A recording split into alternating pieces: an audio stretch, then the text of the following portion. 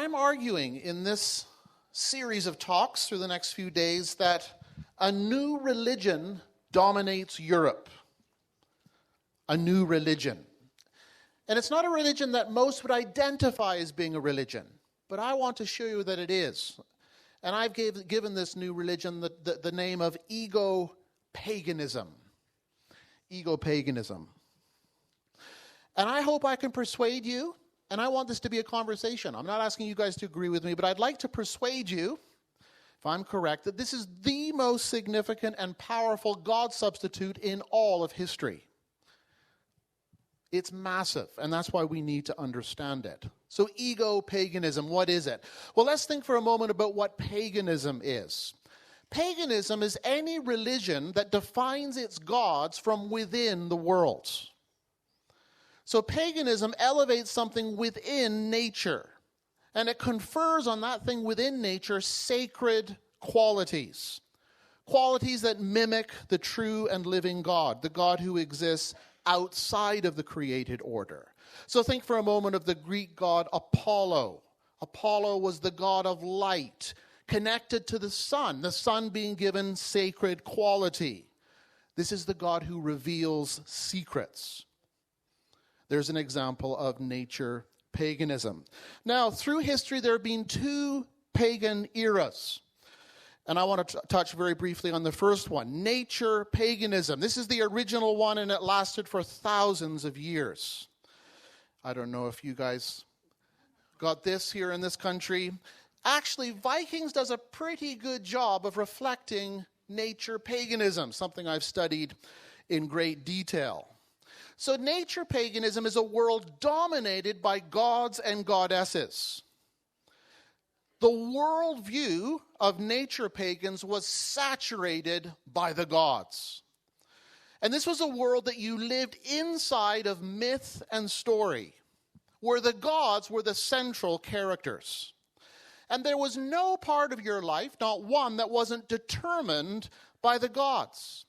And that's why they were attached to all the important experiences of human life. Fertility, having children, harvest, or famine, plague, or health, warfare, or peace.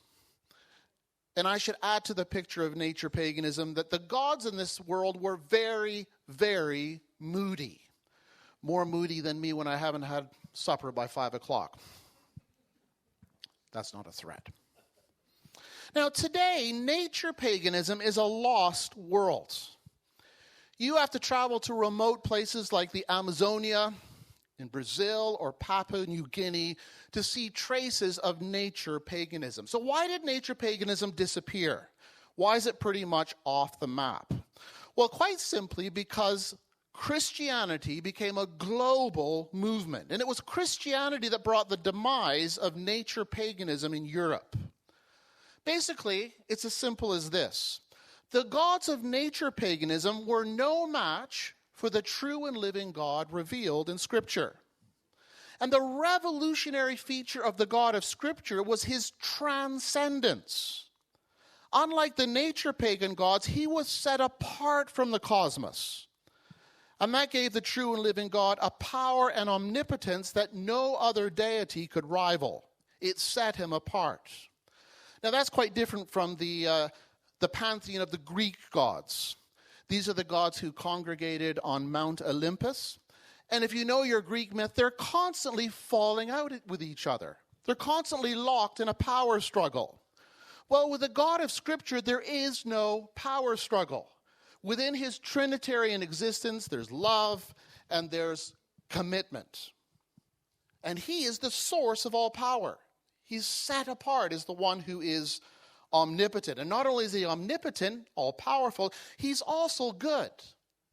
So where the nature pagan gods needed sacrifice, bloody, violent, you had to sacrifice for them, here's the God in Jesus Christ who sacrifices himself for us. This is why Christianity basically displaced nature paganism. As the English Catholic writer G.K. Chesterton emphasized, Jesus Christ was everything the pagans were looking for. Here's the God who's near and totally good, the God who sacrificed himself for us. So, today in Europe, Christianity is being displaced by a new form of paganism, what I'm calling ego-paganism. And the question is why? What is it that has caused Europe to turn its back on the religion that rescued it from nature paganism to turn now to a new form of paganism? What is going on? Well, to understand what happened, we have to go back to the 18th century. We have to go back to an era in European history that we call the Enlightenment. Now, the Enlightenment is a time of revolutions in philosophy and in science, and also a time when huge social changes occur. And when we look back on the Enlightenment today, we tend to see it as the moment where humans emerged from their self-imposed immaturity. The Enlightenment is seen as our great coming of age. It's the moment of significant emancipations. First, from the emancipation of the church, the dominance of the Catholic Church, and then from the dominance of king and crown, emancipation from monarchy. Now, the most significant revolution in the time of the Enlightenment, I would argue, is the place of the self. Back then, a profound change occurred in how humans began to perceive themselves and how they perceived their place in the world. And what emerged back then was the revolutionary idea that humans are at the center of all things. And this will become central to the new religion of ego-paganism. Now, if humans are at the center of all things, what we needed to do is to embrace our freedom, our individual freedom. So being egocentric means we have to break free from collective identities. No longer are we going to be defined primarily by our class and by religion or fitting into the station into which we're born. We're emancipated from that. And that meant breaking free from social customs. Before this emancipation, everybody behaved generally according to the convention of their class and their religion, their status. As we began to unlock these shackles back in the 18th century, we got the new freedom to shape our lives on our own individual terms. Now, this provided a significant shift away from Christianity, because Christianity is theocentric. Back in the Enlightenment, the seeds were sown for something very different, something that's centered around the self, something which is anthropocentric, human-centric. So I'm arguing, and we could develop this in much more detail, we don't have the time, but I'm arguing the seeds of ego-paganism as this new religion goes right back to the age of Enlightenment. This was the movement, the revolutions that made the human self central. And over the past 350 years, the place of the self has just kept growing and growing and growing. So today, I'd argue we're living in the self-inferno. The modern world is awash with the self. Now, the outcome of this, sociologists tell us, is producing what we might call a culture of narcissism. Now, this is a really important part of the story of how ego-paganism as a new religion has come to dominate the West. It was the culture of narcissism that ended up giving birth to this new religion of self. Now, I think ego-paganism as a religion has only actually emerged really quite recently, in the last decade or two. But it was centuries in the making. So the Enlightenment makes the self central. That gives birth to a culture of narcissism, and narcissism ends up becoming a new religion when the self is made sacred. So we're living in a moment when the self is being raised up. That's what paganism does. It raises something up from within the nature order and confers on it sacred qualities. That has happened to the self. That's my argument. Now, before we look a bit at how ego-paganism actually works as a religion, we have to go back and explore this culture of narcissism, which produced the new religion. Now, narcissism, as most of you will know, is a word that takes us back to one of the most famous myths of the ancient nature pagans, one of the great Greek myths. It's one of their most famous myths. Here's a painting by Caravaggio, a painting of Narcissus. You probably know the story. Let me retell it briefly. Narcissus was a young man, like many of you here, who was ridiculously good looking. Outrageously good looking, yes. And Narcissus, this outrageously good looking man, caught the eye of a nymph called Echo. And Echo falls head over heels in love with Narcissus. Now, Narcissus, like some good-looking men, was completely heartless, and he ignored her. And that broke poor Echo's heart. Well, that ticked off the Greek gods, and they decided to punish Narcissus by making him fall in love with his own reflection. And that happened when he leaned over a fountain one day, and in that fountain he saw an image of himself. And he was instantly captivated. He was obsessed. In fact, he became so obsessed with his own image that he forgot about everything else. He forgot to eat. He forgot to exercise. He didn't stop going to the gym. He even stopped sleeping. Because none of that mattered anymore, because he was completely obsessed with the one object of his desire, himself. And you know how the story ends. He eventually dies staring at his own image. Now, I'd argue in many respects, we live in a world where this myth has become reality, because we're living in the self-inferno. We're obsessed with ourselves.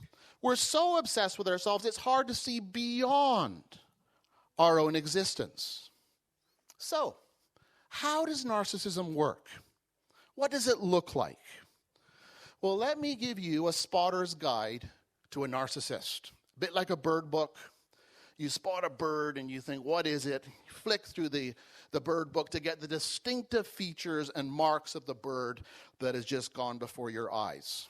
Well, it's okay. Let's go for the 3 distinguishing marks of a narcissist. The first is a significant level of self-inflation. Self-inflation. Because the narcissist is self-obsessed, their sense of self becomes massively excessive. And the self-sense they have takes over, so it fills everything.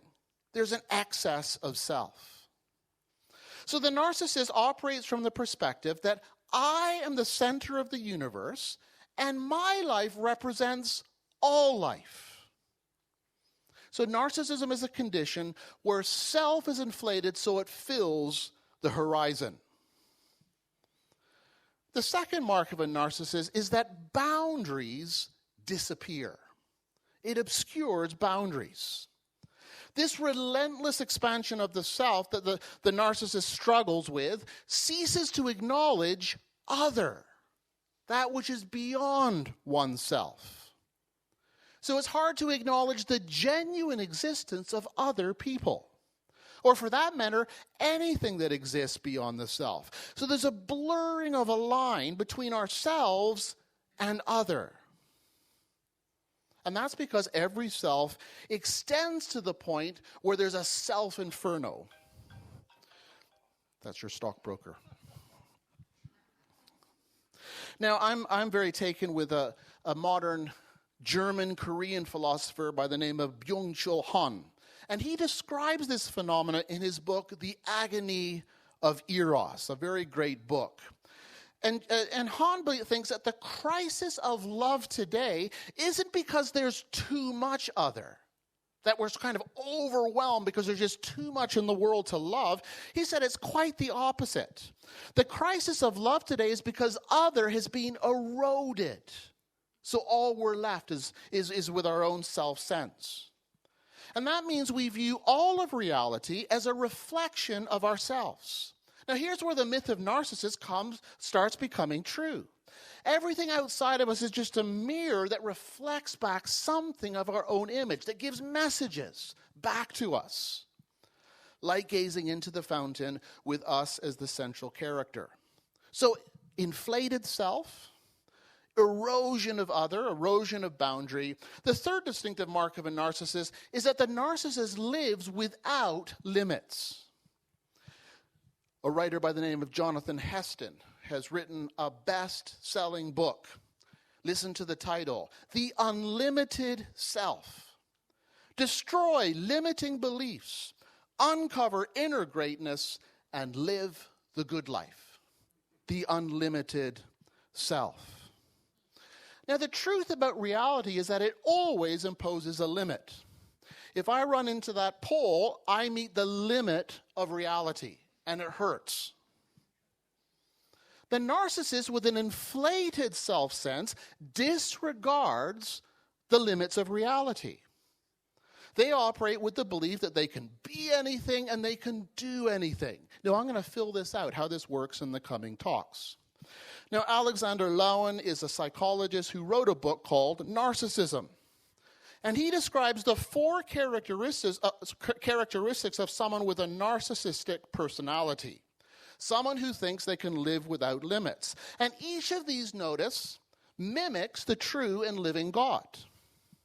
So the first way the narcissist disregards limits is they say, I can do anything, which is like living with a sense of being omnipotent.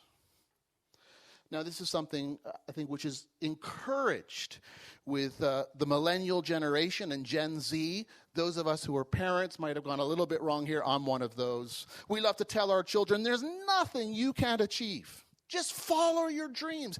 Don't let anything stop you. You can do anything and make it to the top. As if they were endowed with omnipotence. The second characteristic, says Lowen, is I know everything, which is like being omniscient. So the narcissist is convinced that they have a monopoly on knowledge. And that's because the truth is now in us. And that means we determine what is true. Back in the old days, it was reality that was the truth maker. Now we are the truth makers, and we define truth according to our preferences. And if that happens to be alternative facts, it don't matter, because I get to determine what's true. I am omniscient, and it creates a sense that we know everything. The fourth characteristic is I am to be worshipped, which, of course, as believers, we say belongs to God alone. But the narcissist is convinced that they're so special, everyone should admire them. Everyone should praise them. Everyone should give them lots of likes. They have a right to be adored by others. Now, I highlight these characteristics to show that the narcissist assumes attributes that are exclusive to God. Remember my point, ego-paganism really is a new religion. It's interesting when theologians discuss God's attributes, they typically divide them into 2 categories. There's God's communicable attributes and there's God's incommunicable attributes. The communicable ones are the characteristics in God that humans can take on. We can emulate them. God is just. We can emulate God's justice. God is patient. It's possible for us to be patient. But not all God's attributes are communicable. Some of them are incommunicable, like the ones we've just looked at.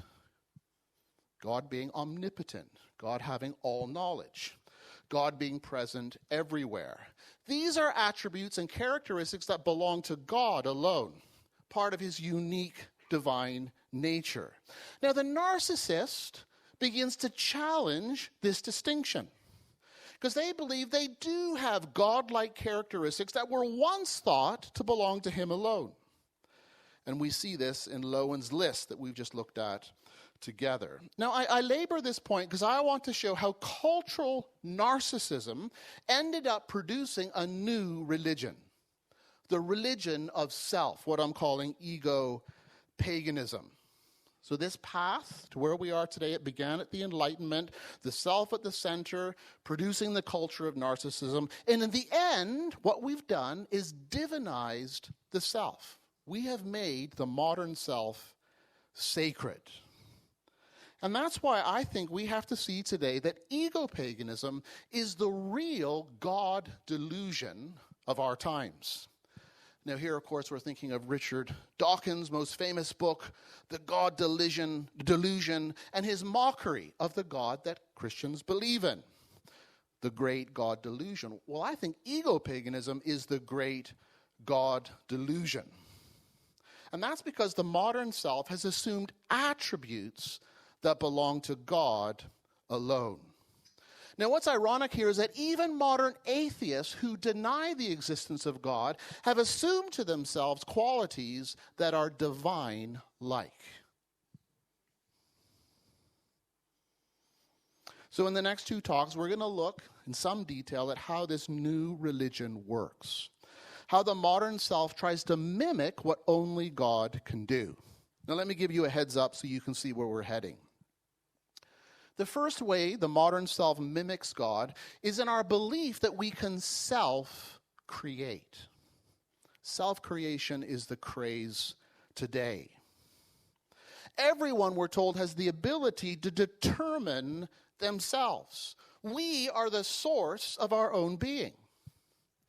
Now, that belief is a parody of a divine attribute known as aseity. Aseity affirms that God is uncreated. He's uncaused. That means no one or nothing brought God into being. He is the source of his own being. And that distinguishes him from all creatures, because everything else is created, including us, where God is uncreated. So humans are God-determined. Now, ego-paganism rests on this central belief that everyone can self-create. It's what I call a God parody. Secondly, we're going to look at how ego-pagans believe that they can self-authenticate. This is reflected in a statement you hear all over the place today. Be true to yourself. Now, self-authentication is the mechanism by which we self-create. This is how we do our self-creation. Deep down inside of us, we can find the special attributes of our own unique selves. And if we look inwardly and discern these, we can shape ourselves on our terms and prove ourselves true. Now, there's some truth to this, but I want you to see how this again simulates something that belongs only to the divine nature. Only God has the kind of being where he can really be true to himself. So the central commitment of ego-pagans is self-creation. We engage in self-creation firstly through self-authenticating. Then secondly, or my third point here really, is that ego-pagans believe, therefore, in self-expression. Here's the second step in terms of how we self-create. First, we self-authenticate, and then we express who we are to the world. This is a crucial step to self-creation. We have to display ourselves. We've got to let everyone see our glory. And in doing that, we become ourselves. Now again, here's a parody of what the Bible reveals about God. The Bible says God possesses a glory so great, he can't help but display it. And when he does, it's totally true to who he is. Where much of our self-display today is really vain glory. Vain glory. So what we're going to uncover in these talks is that ego-paganism today is the great God parody. In some very striking ways, the modern self is trying to imitate and mimic who God is. Now, I think as Christians, it's really important to be aware of this God parody because we're surrounded by it. We just need to see the ways that ego-paganism is trying to imitate God. And I think some of the central commitments of ego-paganism have wormed themselves into the church. One of the best-selling Christian books of all time, Listen to the title, Your Best Life Now. Now, I want to be careful. I don't want to, I'm talking with a smile on my face. And you guys can disagree with me, okay? But there's more ego-paganism in that book than there is Christianity. You should read it. One of the bestsellers of all time. Millions. Now, I said at the beginning that ego-paganism has created the greatest idolatry in all of history. So the question is, if that's true, how can this great idol be demolished? Because that's what Christians are meant to do, demolish the idols. Well, there's two instruments to help us grapple with this idolatry. The first is this. We have to grapple with ego-paganism in the light of who God really and truly is. It's because ego-paganism is a parody of God that Christians have to recover a very clear understanding of who God is. We have to make our doctrine of God very, very central. And we have to be clear about who God is in his divine nature. And what this means is a deep awareness of the greatness and the grandeur of our God. Because it's only when we know, mind and heart, that God is great that we're going to see through the commitments of ego-paganism. So I'm convinced the church today needs a renewed vision of who God is, and especially who he is in his transcendent glory. I am thankful for decades of recovering the immanence of God, the God who's near us, reflected perfectly in Jesus Christ. But at this moment, historically, I think we're going to have to start swinging the other way. We have to recover a sense of God in his transcendent glory if we're going to escape the clutches of ego-paganism. Now, when we do that, when we see God in his transcendent glory and greatness, it puts the self in its proper place. Now, I'm not advocating in these days a return to worm theology. I was brought up with worm theology. Humans are just terrible. As terrible can be. Losing all sense of our glory, the dignity of being the imago Dei, the image bearers. I'm not calling for a return to worm theology. But the point is, when we see the worth of God, we recover the worth of ourselves. Without God, we have no basis for our worth. We are creatures who bear his image. And actually, that becomes the more wonderful when we see how great and glorious he is. So we need to recover a sense of God's greatness if we're going to deal with the challenge of ego-paganism. Now, there's a lovely moment in history where God's glory, God's greatness was declared in the face of an inflated ego. I'm going to take you back a few centuries, and I want to give you a little history about Louis XIV, the great emperor of France. I'm going to say Louis XIV might be one of the greatest narcissists in history. He ruled over France throughout much of the 17th century, and he had a special talent for self-inflation. He insisted that everyone called him the Great. And what did he choose as his personal emblem? The sun. Wow. The Sun King. That's how he viewed himself. He was at the center of everything, and all that was beyond him revolved around this character. So his great ambition was himself. And that's why he told his subjects, I am the state. Wow. That's what you call self-inflation. That's what you call omnipotence. I am the state. King Louis XIV. Now, despite all this grandiosity, King Louis XIV was no match for Father Time. And like everyone, the Sun King died.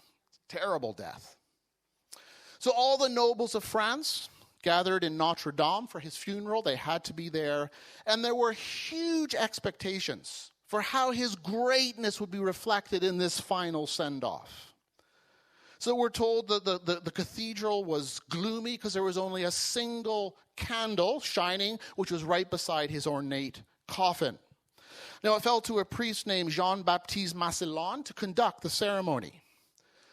And he delayed affairs to make sure everybody got a sense of the darkness, the candlelight on the coffin. And his first dramatic gesture, to the surprise of everyone, was to walk up to the coffin.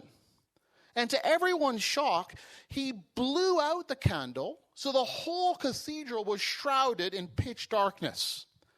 And after a melodramatic hush, his voice filled the darkness of that cathedral, and he said these words, "Only God is great." Wow. Only God is great. To do that before the Sun King was quite something.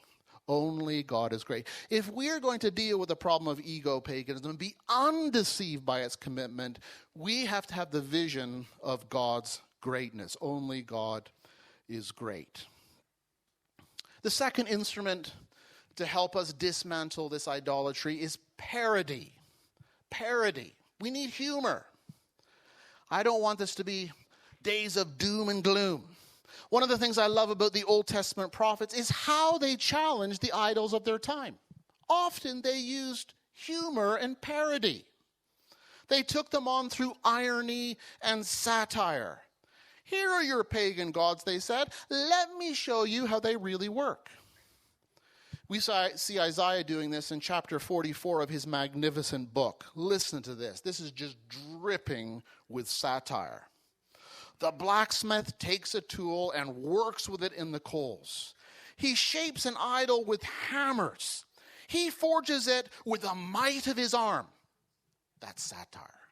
The mighty idol forged by the might of his arm. Oh, he gets hungry and loses his strength. He drinks no water and grows faint. Then the carpenter measures with a line and makes an outline with a marker. He roughs it out with chisels and marks it with compasses. He shapes it in human form in all its glory, that it may dwell in a shrine. He cuts down cedars and perhaps took a cypress or oak. He let it grow among the trees of the forest, or planted a pine, and the rain made it grow. He used as fire for burning some of it, and then the other he takes to warm himself, kindling a fire and baking bread. And he also fashions a god and worships it. He makes an idol and bows down to it. The same wood that produced the idol, the same wood that kindled the fire to give him bread. He's mocking the idols. Half of the wood he burns in the fire. Over it he prepares his meal. He roasts his meat and eats his fill. He also warms himself and says, I'm warm. I see the fire. From the rest he makes a god, his idol. He bows down to it and worships. He prays to it and says, save me, you're my God. Now, that's a prophet satirizing the idols, the parodies of God. He's making fun of them. Now, carefully, we need to do the same when it comes to ego-paganism. We have to satirize it to really see what's going on. So, over the next two talks, I'm going to be using a little bit of parody. Now, please, with a smile on my face, I'm not trying to wind up anybody up here. I want a discussion. But I think somehow we've got to take this on by using a bit of parody and humor to expose what I'm calling the greatest idolatry of our time.